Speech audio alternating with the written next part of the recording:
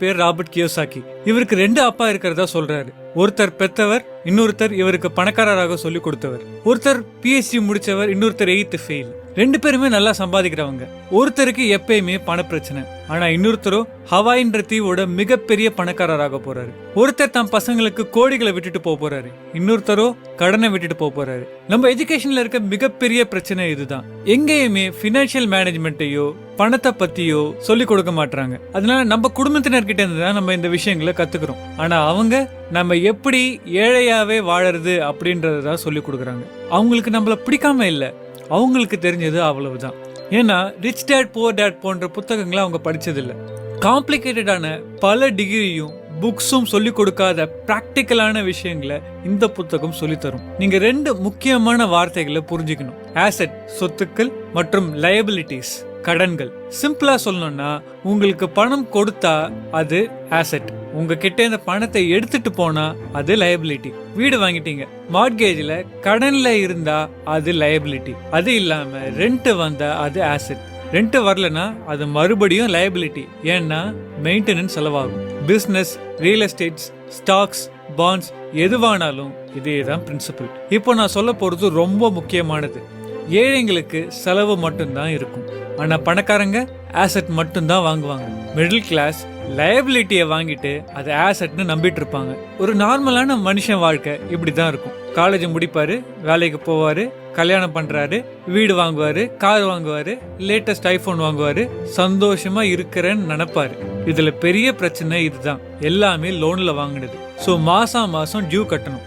Phone, car, வீடு எல்லாத்துக்கும். இந்த ரகசியத்தை நீங்க புரிஞ்சுக்கலன்னா நீங்க எவ்வளவு சம்பாதிச்சாலும் கடனாளியா தான் வாழ்வீங்க. ஏன்னா எப்பவுமே நீங்க உங்க வருமானத்தை மிஞ்சின கடனை வாங்கிட்டே இருப்பீங்க. ஃப்ரெண்ட்ஸ் முன்னாடி சீனா சந்தோஷமா இருக்க மாதிரி காமிச்சிக்கலாம், ஆனா உங்களுக்கு உண்மை தெரியும். வாழ்க்கையில எது ஆசெட்னு தெரிஞ்சு கரெக்டா வாங்கிட்டு வந்தோம்னா ஒரு பாயிண்ட்டுக்கு அப்புறமா நம்ம வேலைக்கே போக வேண்டியது இல்லைங்க. அந்த ஆசெட் உங்களுக்காக வேலை செய்யும். இப்ப இன்னொரு பிரச்சனைக்கு வருவோம். நீங்க எவ்வளவு சம்பாதிக்கிறீங்க அப்படின்றது முக்கியம் இல்ல, அதுல எவ்வளவு பணத்தை சேமிக்கிறீங்க அதான் மேட்ரு. நீங்க மாசத்துக்கு 1 கோடி சம்பாதிக்கிறீங்கன்னு வச்சுப்போம், அதுல 1 ரூபாய் தான் சேமிக்கிறீங்கன்னு வச்சுப்போம். அப்போ நீங்க 1 கோடி சம்பாதிக்கல, 1 ரூபாய் தான் சம்பாதிச்சீங்க. நீங்க தமிழ் சினிமா ஹீரோன்னு வச்சுப்போம், கோடி கோடியா சம்பாதிக்கிறீங்கன்னு வச்சுப்போம். ஆனாலும் உங்க சம்பளத்துல 50% மேல கவர்மெண்ட்டுக்கு தான் கொடுப்பீங்க. இது எப்படி?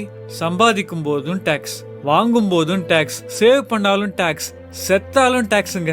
ஆனா சில சமயத்துல ஆசெட் எதுன்றத கரெக்டா புரிஞ்சுட்டு வாங்கும்போது எதுக்குமே நீங்க டாக்ஸ் கட்டாம இருக்கலாம்னா பாத்துக்கோங்களேன். நிறைய சம்பாதிக்கிறவங்க எல்லாம் சந்தோஷமா இல்லாததுக்கு காரணமும் இதுதான். சோ புரிஞ்சுக்கோங்க, நிறைய சம்பாதிக்கிறவங்களும் பணக்காரங்களும் வேற வேறன்னு. உலகத்துல 80 வருஷத்துக்கு முன்னாடி டாக்ஸ்னு ஒரு கான்செப்டே கிடையாது. போர்க்காலத்துல மட்டும்தான் டாக்ஸ் வாங்குவாங்க. ஒரு பாயிண்ட்ல கவர்மெண்ட் எல்லாம் சேர்ந்து ராபின்ஹுட் மாதிரி பணக்காரங்க கிட்ட இருக்க பணத்தை எடுத்து ஏழைங்களுக்கு கொடுக்க போறோம்னு சொல்லி ஏமாத்தி எல்லா ஏழைங்க கிட்ட இருந்து ஓட்டு வாங்கி ஆட்சிக்கு வந்தாங்க.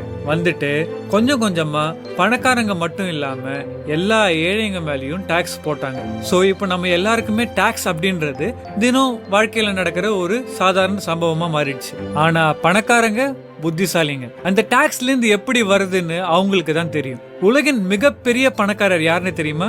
Warren Buffett. அவர் அவரோட செக்ரட்டரியோட கம்மியா தான் டாக்ஸ் கட்டுறாருன்றது உங்களுக்கு தெரியுமா? இது எப்படி இருக்கு? அது சரி, இது எப்படி சாத்தியம்? இது புரிய வைக்கிறது கொஞ்சம் கஷ்டமா இருந்தாலும் சிம்பிளா ஒரு எக்ஸாம்பிள்ல முடிஞ்ச அளவுக்கு புரிய வைக்கிறேன். கார்பரேஷன்ற பேர்ல நான் எதை வாங்கினாலும் அந்த செலவை எல்லாத்தையும் கழிச்சதுக்கு அப்புறமா இருக்கிற அமௌண்ட்டை தான் இன்கம்மா கருதுவாங்க. சோ அந்த இன்கமுக்கு மட்டும் தான் அவங்க டாக்ஸ் கட்டுவாங்க. ஒரு ஏழைக்கு கார்பரேஷன்னா பெரிய பில்டிங்ல ஆயிரக்கணக்கான பேர் ஒர்க் பண்ற மாதிரி தெரியும், ஆனா அது வெறும் பேப்பரும் டாக்குமெண்ட்டும் தான்றது பணக்காரனுக்கு மட்டும் தான் தெரியும். சோ நான் உங்களை பிசினஸ் ஸ்டார்ட் பண்ண சொல்றேன்னு நீங்க நினைச்சீங்கன்னா ஏன் பதில் அதுவும் ஒரு ஆப்ஷன். இதை நீங்க மேலும் புரிஞ்சுக்கணும்னு நினைச்சீங்கன்னா rich dad poor dad Robert கியோசாக்கியோட புத்தகத்துல இது இன்னும் டீடைல்டா இருக்கு. சோ இது உங்களுக்கு உபயோகப்பட்டிருக்குன்னு நினைக்கிறேன். நன்றி.